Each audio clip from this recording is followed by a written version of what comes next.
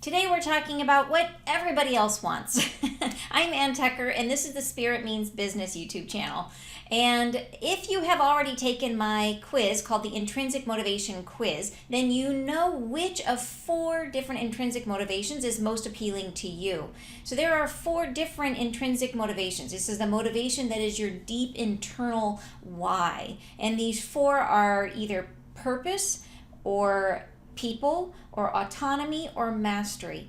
And all 4 of these are going to be appealing to you to some degree, but there's going to be one that is your primary motivation, the thing that is most motivating to you above all. It's going to be the place where you spend most of your time. It's going to be the thing that you really need to have in your work and in your life in order to feel that deep sense of fulfillment. So in the quiz, which you can take at my website, which is bizenergetics.com, I will put the link in the comments below.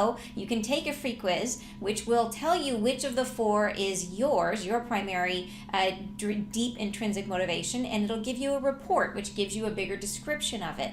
In this video, I'm going to be going into more depth on all 4 of them. That way you can see how your motivation compares to the other 3, because sometimes the best way to learn about ourselves is to learn about everyone else.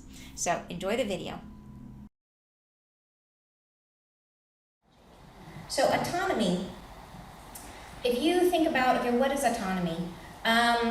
Walmart, during Hurricane Katrina, Walmart traditionally has gotten horrendous press, right? But during Hurricane Katrina, they got amazing press, amazing for that brief period because of the role that they played. And a lot of that was their distribution channel, but the most interesting stories that came out of it were about the individual people who stood up and did incredible things during Hurricane Katrina. So there's one story about a woman who was a manager at a Walmart, and she actually took a bulldozer and drove it through the wall into her store and scooped up all the merchandise and brought it out and dumped it in the parking lot for people who needed it. And then she turned around and she broke into the pharmacy and she took all the medication out and brought it to the local hospital. Yeah, and then there was a guy who took a forklift and drove it in through the door and pulled out water for the local retirement home. So, and each of those was like potentially a career-limiting move, right? And all they had to go on was, there had been a note that had come out from the CEO prior to the storm saying, you know, everyone's going to have to make decisions above their pay grade, and please do the right thing. Please do what's right. And that was the only direction they had. No one said, take tractors and run them through my store. But these individuals made that choice, and the reason they did it was because they were the only solution, right? There was no one else to fall back on. It was them or nothing. So in that moment, they were totally autonomous. They had they were empowered, and they had to make their own choices and choose to act in that moment. And for some of us, that is the catnip that we live for, right? That is incredibly exciting, and that's autonomy. So that is an incredibly powerful motivation, that feeling of being able to chart your own course and make your own destiny. For some of us is the most motivating thing that there is, right? Being able to make your own decisions. Purpose. The idea of purpose is, KPMG started internally a campaign to try to improve their employee retention.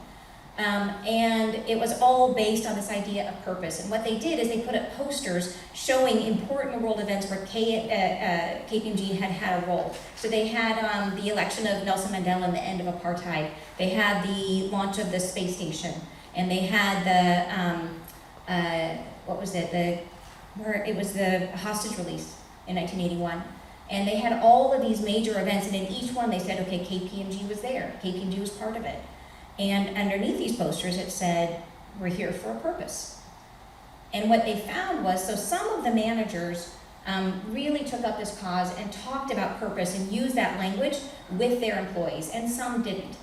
And then they asked the employees the questions, and the managers who didn't use it, when they asked the employees, what's the chance that you're going to stay at KPMG, they had like 36% say, yeah, I plan to stay. With the employees whose managers had talked about purpose, it went up to 68%. So purpose resonates. People care, right? They want to feel like they're part of something, that they're doing something that matters. Mastery is, there is an incredible sushi chef named Jiro Ono, and there's actually a great documentary about him, which I totally recommend if you haven't seen it. But he has a 3 Michelin star sushi restaurant in a subway station in the basement in Japan. Yeah, you know what I'm talking about? And he's incredible. Yep. And you think, why on earth would he have this incredible? And he only has 10 seats in the whole restaurant. It's like a little bar, and there's only 10 seats. People have to make reservations a year in advance to get into this place. And the reason he keeps it in the basement is because the air is filtered in the basement. The air in that basement is the same every single day. It's always the same. So if he tastes the sushi and something's different, he knows it's not the air. He knows it's the sushi. So he is so particular. He has all these people training with him, and he had this one guy who, after like 4 years, he will let him like try and make eggs. And this guy was super excited because it was like he finally got promoted to eggs, and and he kept trying. His first time he made the eggs, and Jiro was like, I don't like them. And he literally made eggs. It took him 4 months and 200 attempts to make eggs that Jiro thought were okay. And when Jiro finally said yes, the guy cried, literally just cried, because it had been that hard to please Jiro. So he's just, talk about mastery. This guy was thinking sushi from the moment he came out of the womb, and this has been his driving passion his entire life. And the depth of his knowledge, he never knows enough, right? He's constantly trying to refine and improve what he's doing. And that is a very extreme version of mastery.